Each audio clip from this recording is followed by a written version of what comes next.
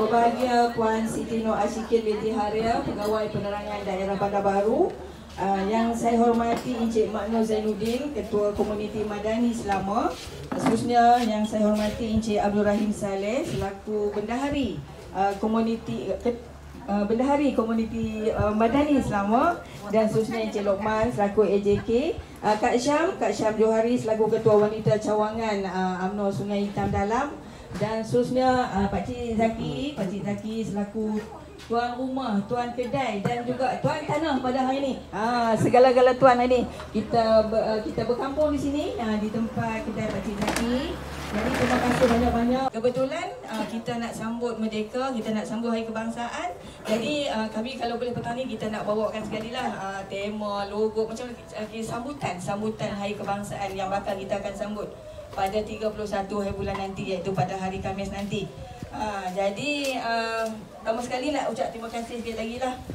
Walaupun keadaan cuaca macam ni, tuan-tuan dan puan-puan sudi dan sanggup juga datang beramai-ramai untuk bertemu dengan kita pada petang ni. Jadi terima kasih banyak-banyak. Jadi bagi sebagai permulaan majlis kita pada petang ni, kita nak mempersilakan Encik Pakcik Zaki bin Olwi selaku tuan kedai, tuan rumah untuk memimpin bacaan doa. Jadi saya silakan Pakcik.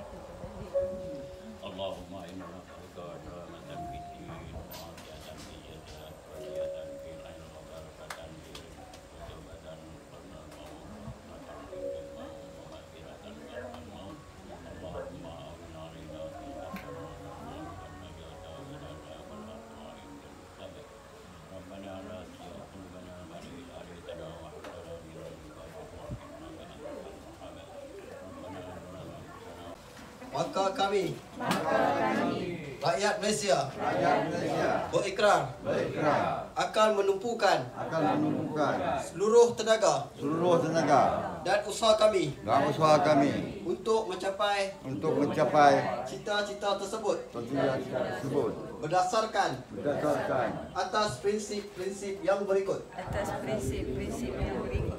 Kepercayaan kepada Tuhan, kesetiaan kepada Raja dan Negara, keluhuran perlembagaan, kedaulatan undang-undang, kesopanan dan kesusilaan. Assalamualaikum warahmatullahi wabarakatuh. Apa khabar semua?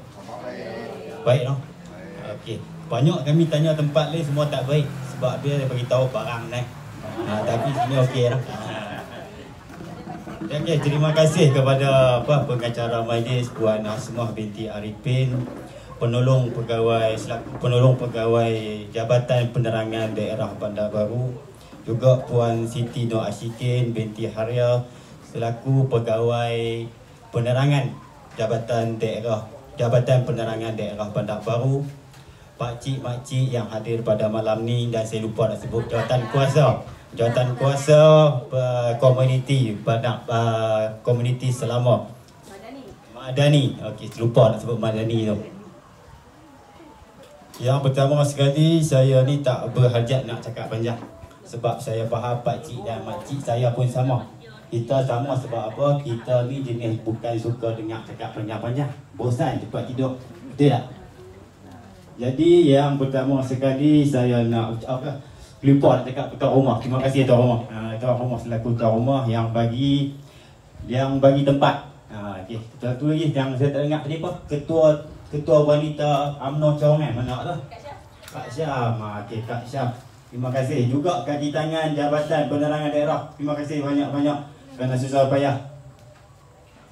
Dan yang lagi saya nak bercakap, kami ni di komuniti Bandar Baru ni baru ditubuhkan, baru diwujudkan selepas lupa tarikh.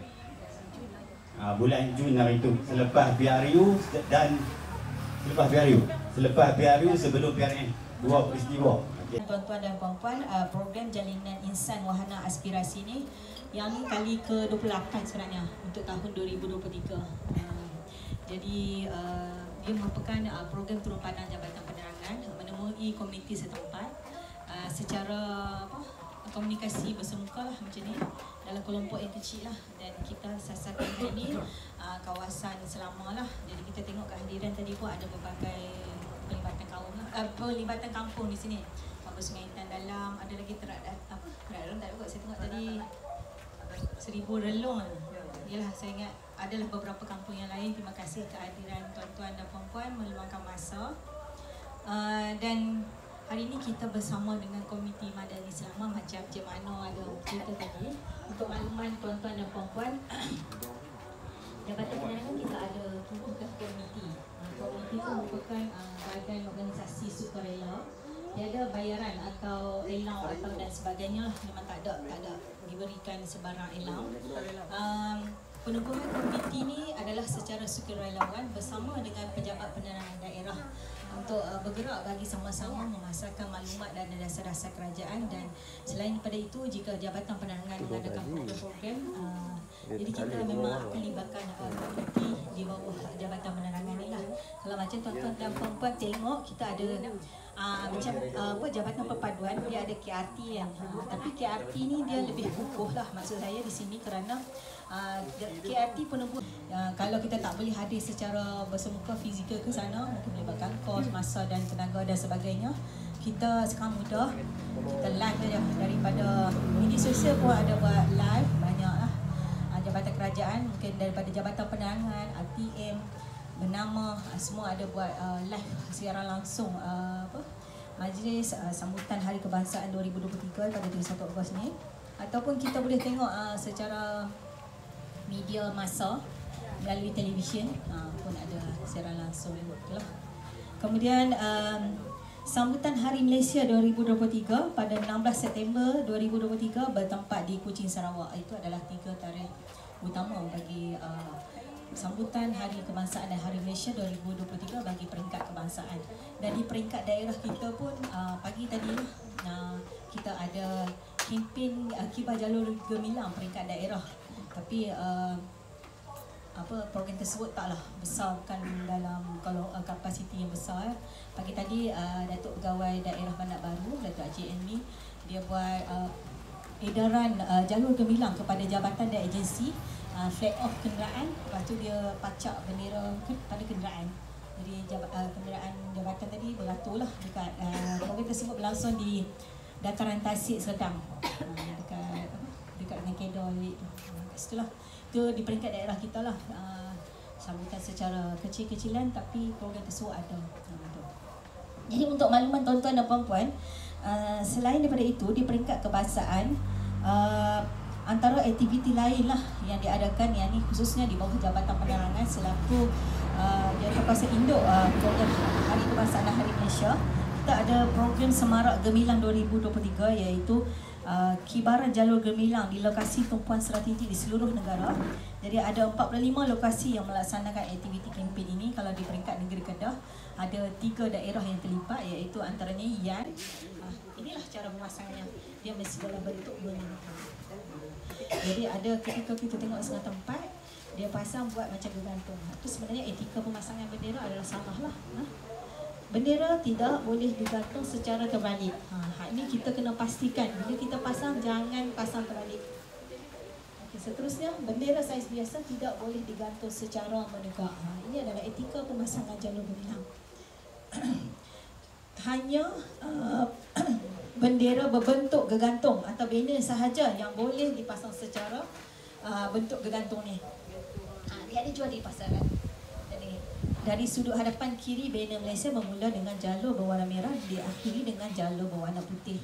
Kemudian kalau bendera jenis gegantung, bendera banner Malaysia harus mempunyai bentuk ekor di bawah berkurang 1/8 daripada panjangnya.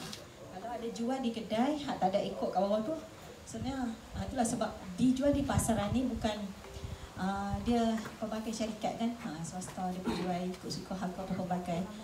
Jadi kita boleh tengoklah ada yang salah. Okey. Seterusnya, jika disambung dalam kuantiti yang banyak atau flatline, kedudukan bendera haruslah dipasang secara melintang juga. Tak macam yang ni telah saya faham. Kita beli di kedai, di pasaran ada jual macam ni. Tapi kalau ikut etika pemasangan, ini adalah salah lah. Sebab ini adalah bendera berjenis melintang. Dia ada jual kat kedai, ada yang jenis melintang pun ada, tapi susah sikit nak dapat yang bendera ni. Anak saya pihak sekolah buat program ni lah, keceriaan bulan kebangsaan ni. Jadi ada pertandingan keceriaan peringkat kelas. Cikgu pun pandai apa. Dia minta anak murid masing-masing bawa bendera 23, di mana kat sini di bawah section atau Pak Sangat. Kemudian kita ada, dia kata walau apapun jua itu kanun dalam mana-mana undang-undang yang berkuat kuasa, tiada seorang pun boleh kecuali dengan kebenaran bertulis menteri menggunakan apa-apa nama, ternyata atau lambang tuan serupa. Jadi berkenaan dengan ni lah, lukisan. Kalau kat sini menggunakan bagi maksud memperagakan sebagai suatu iklan bagi apa perniagaan, perdagangan, pekerjaan dan profesion, menjual atau apa-apa fotografi, lukisan atau rupaan lain gambar yang Pertuan Agong atau Raja Permaisuri Agong menggunakan atau terus menggunakan apa-apa ternyata atau lambang ternyata, tiruan serupa dan sebagainya, tajuk apa-apa paten atau dalam apa-apa cat dagangan atau reka bentuk, membuat maksud jualan atau menjual atau data miliknya untuk dijual apa-apa lambang ternyata.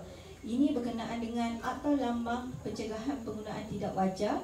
Seterusnya, jika mana-mana orang yang melanggar Seksyen 3 ini melakukan suatu kesalahan apabila disabitkan boleh didenda tidak melebihi RM20,000 atau dipenjara. Kita 2023 pada tahun ni. Silakan angkat tangan jawab. Kedua penuhi harapan. Ya, betul. Silakan Kak. Kak Syam jawab dah tadi. Dia kena alamat kan? Alamat. Mamat. Sampai kat dia posting. Tak gambar kepala hutan tu sini. Okey.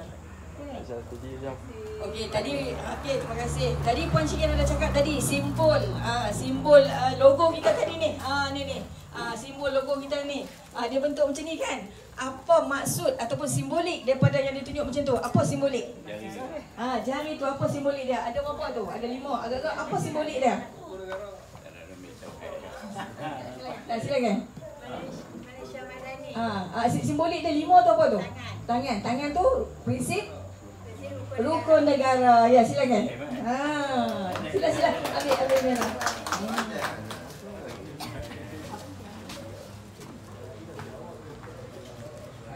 Okey. Orang selama pandai. Okey, lagi soalan apa? Saya nak tanya, bendera kita ni dia ada nama. Saya tak mau tanyalah, tarikh tu mungkin tak ingat kan. Saya nak tahu apa nama yang telah diberi kepada bendera Malaysia kita ni. Nama apa? Angkat tangan. Jalur 9, silakan dia tanya. Cik Zahir tu nak bendera, saya tahu. Silakan. Baik.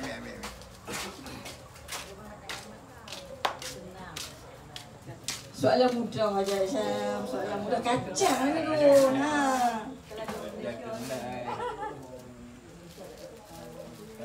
Orang kuat tu. Okey. Kamu cakap dia akan slow. Kamu cakap dia akan slow. Ha.